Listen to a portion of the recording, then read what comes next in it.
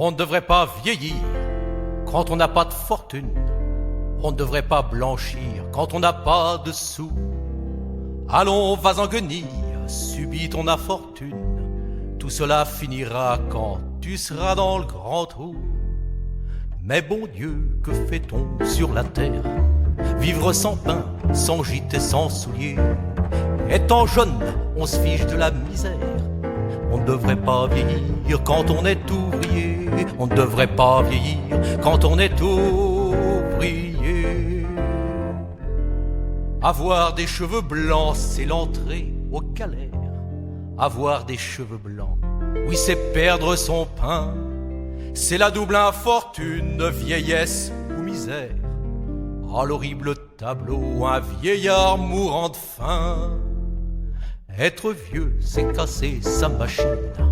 Pour le patron, c'est une bête estropiée. On accepte des salaires de famine. On ne devrait pas vieillir quand on est ouvrier. On ne devrait pas vieillir quand on est ouvrier.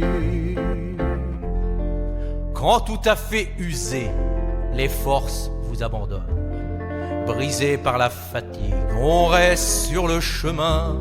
Alors, sans perdre de temps, vite, le patron ordonne et dit « faut le changer, cet homme finira demain ». Triste, épuisé, on part sur la route, l'âme meurtrie et l'esprit sans raison. Et parce que on demande une croûte, la justice vous condamne à 6 mois de prison.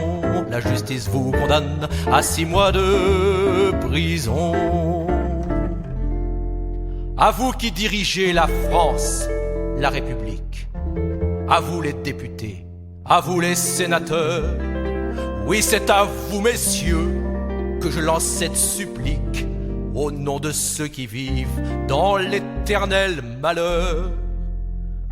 Quand dans une puissance comme la France, on interdit la mendicité, faut interdire d'abord la souffrance.